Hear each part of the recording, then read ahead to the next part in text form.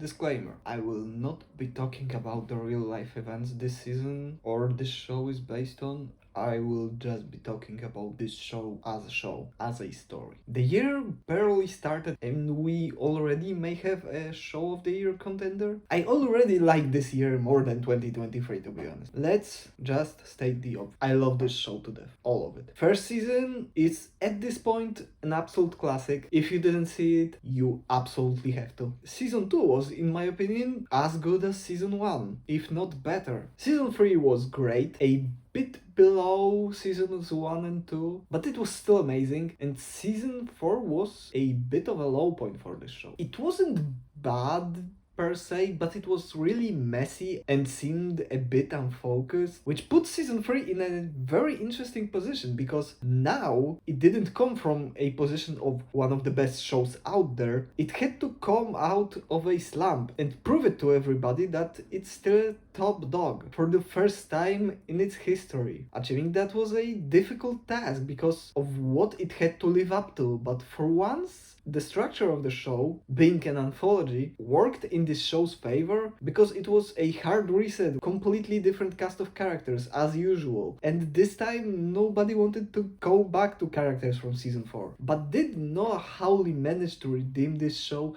and bring it back to its glory days of immense quality? In my opinion, yes, he absolutely did. Season 5 provides us with the most recent story out of all of this show, the end of 2019, which puts this season in a very interesting place where it still wants to keep the Fargo's more old school throwback aesthetics, but also separated by putting it in a more modern setting, which gives this season a sense of uniqueness even within this show. The uniqueness is even more enforced by the story itself, which on paper doesn't really sound like a Fargo story. It's not a mob story, at least in a literal sense. Most importantly, it doesn't focus on the mob work. It focuses on a civilian whose dark past comes back to haunt them. It feels like a weird combination of seasons 1 and 2 in a way, where most of the focus was put on a person outside of all of the crime being forced into all of this, like it kinda did with Lester in season 1, but it focuses much more on one singular character than multiple ones. Kinda like Louis in season 2. It gives season 5 a lot more focus and a very easy sense of direction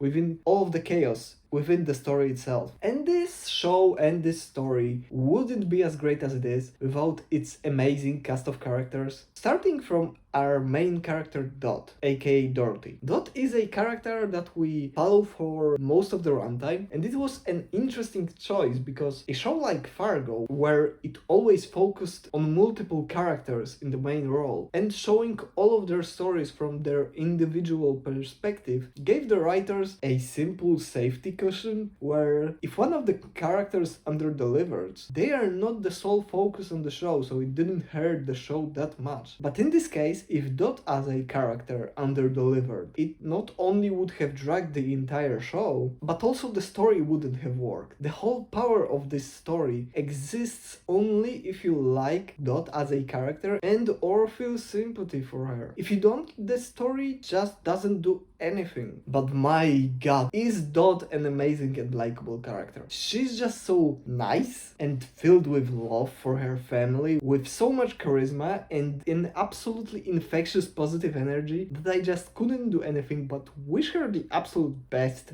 But that is not all that Dot brings to the table, because when the shit hits the fan, she just feels like the most dangerous person on the planet. Not in a Punisher kind of way, the absolute top-notch professional in the art of murder, prepared for everything every time. She is more chaotic, unpredictable, has a constant feel that she will stop at absolutely nothing to protect herself and her family. I think one of the characters said it the best. She is a tiger, a wild animal who, if you don't fuck with, she is the nicest person on the planet. But if you start fucking with her, then there is no saving you. There is no place where you can hide and maybe survive her wrath. Also, her story gives you even more reasons to root for her.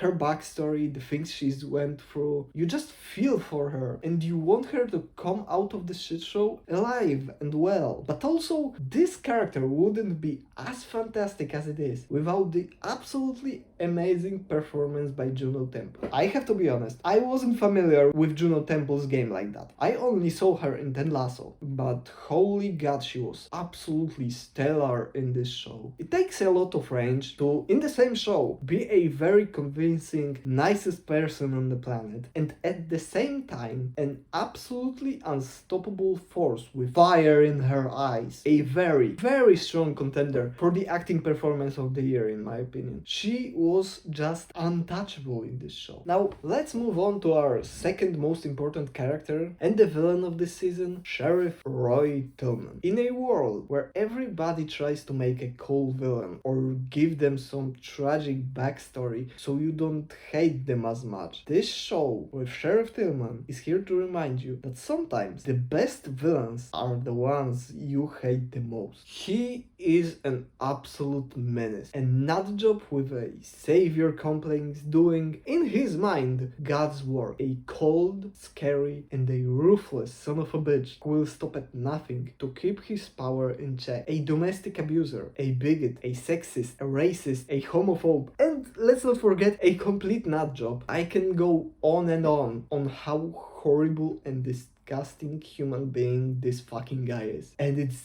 just the greatest. He is the perfect villain. You will never root for him. You will never feel for him. You will never feel any sympathy for this guy. Because you want him to end in the most painful way possible, and you just cannot wait for him to get his comeuppance. He is so good at his job, which is being the worst fucking human being on the planet, that you love Dot even more and you root for her even more because how horrible of a person he is. And John Hamm's performance, my goodness, he was so convincing. He was so scary. Even in technically the lowest moments of this character in the show, I was just afraid of him every time he appeared. Do I have to watch The Madman now? I feel like I do, based just on this performance. Also, a little side note, it's kind of funny that when Fargo was going on weekly, in the meantime I was catching up with season 2 of Good Omens. It's great, by the way. And John Hamm had an amazing performance there as well, playing a completely different character, a completely confused, lovable goofball. It's kind of insane. Moving on from our most hated sheriff, but staying with the mostly hateable characters, let's talk a bit about Lorraine Lyon, Dot's mother-in-law. She's mostly the cold and uncaring businesswoman who you wouldn't dare to fuck with because she has so much money and the influence to destroy you completely to your bone, and who can turn even something that may seem noble into a cold-hearted business trick. I would even say that maybe her character worked a little bit too well, because there was a moment where I didn't even want to see her on screen. I despised her so much. But fortunately, there was a turning point. She's probably the character with the clearest progression throughout the season, where a big part of her character changes. And when this character change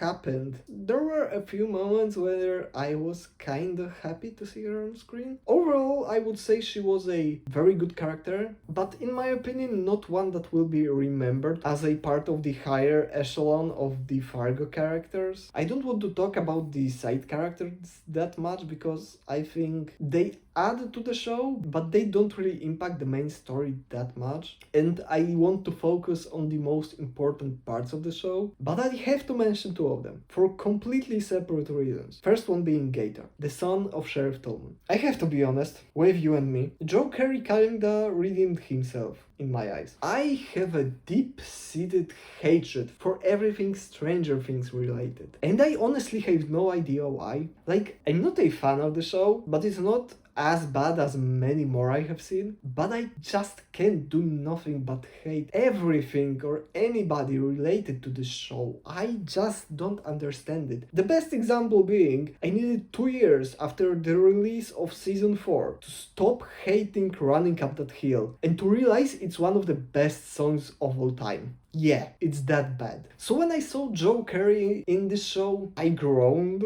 but my god, he was so good. Gator is trying everything to live up to his father's impossible expectations, and he fails every time in a spectacular way because he is not built for this. And Sheriff Tillman hates him for it, so he tries it even more, and he fails even more. It's a never-ending cycle. You don't like him because he's a massive prick, but you sympathize with him. You want him to change. You want him to go on his own, but you know he never will. So you just have to wait until he makes one mistake too many. He's a very engaging character who is also the source of the best comedy of this season, in my opinion, and some of the most horrific scenes, bar none. And Joe Carey is absolutely amazing in this role. He pulls off the emotional part of the character exceptionally well, and he has a great comedy timing. The last character I want to talk about is Munch. Nobody, and I mean nobody, can create a scary motherfucker quite like this show. Roy Tillman is a very scary character. Lorraine Lyon is a very scary character in a completely different way, but Munch is completely on another level. He's a mystery, but not the type you want to go into and explore and want to learn more about. The type that you don't want to get anywhere near because you have a feeling that nothing good will come out of this mystery. His presence, the way he talks, the way he acts, and what he does make him an absolutely bone-chilling character to watch. Every time he appears on the screen, I was just on the edge of my seat because it seemed like he's just one word away from absolutely snapping and killing everybody in his sight. But at the same time, I could never figure out what was really going on with him, what was going on in his mind. And I don't know if I want to learn. He's an absolutely unforgettable character in the best way possible. Moving on from the characters, I want to talk a little bit about the amazing directing of this show. In terms of building tension, this show is just untouchable. It keeps you on the edge of your seat for the perfect amount of time, with the amazing camera work and the way all of those scenes and episodes are built and structured. But the build-up never overstays its welcome. It just knows exactly when you are